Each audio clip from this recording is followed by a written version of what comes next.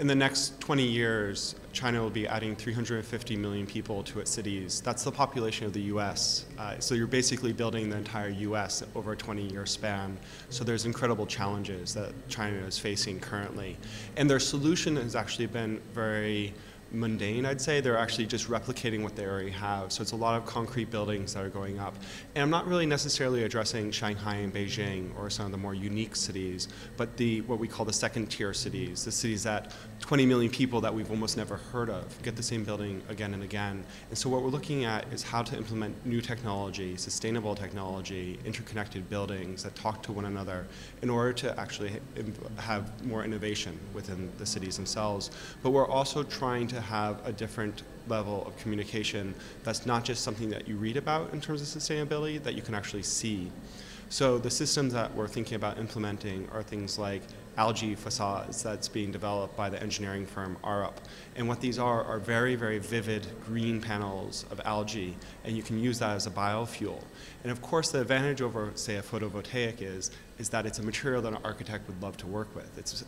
It has color, it has life to it, and it breaks the mundane nature of the Chinese cities. And so what we'd like to do is rethink how the technology can be implemented across these cities, especially as they're being built from scratch. This issue of building identity through a city, and really as these cities are being made from the ground up, and right now they're farming fields, and really millions of people are moving into them.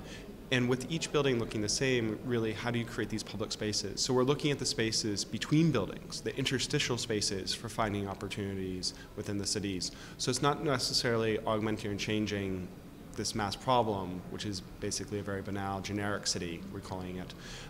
So instead of addressing, say, those type of buildings, we're also implementing cultural events within the green spaces of the city, and actually trying to layer the city. Because right now there's actually a lack of layering.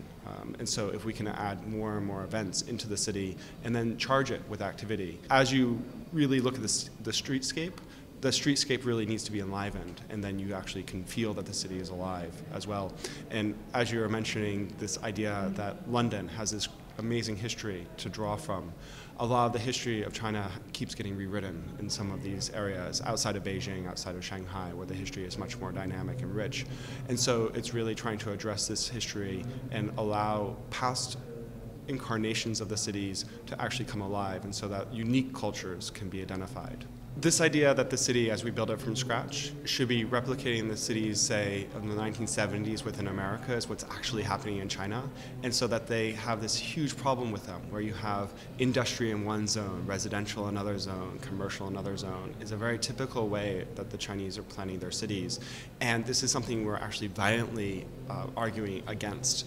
And what we'd like to see is an ancient idea of the city, where things are all actually intermixed. So we, instead of looking back 30 years, we'd much prefer to look back 200 years or even later, so that we can actually start to live in a network and community that's very localized. And what this saves is things like commuting time. It saves the frustration. You need less traffic, you need less cars, therefore you need less roads, because if you work in the same area that you're living, it's much more integrated, and you're just using your feet to get to work as well.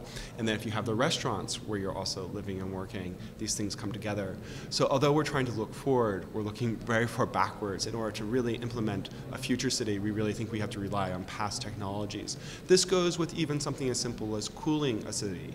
Now, when we cool a city, we switch on the air conditioner. 200 years ago, when we cooled a city, we actually had to rethink about a portico or how we shade a window so that you can open the window and get the cooler air coming through. What we're doing is looking at how the infrastructure is affecting the communities, and we would like to reverse it. So instead of looking at infrastructure first and community second, we'd like to build our communities first, and then see what type of infrastructure is necessary to support that as a community. So if we can build it backwards, where we make cities where you can walk everywhere that you'd like to be, it makes it much more livable for everyone.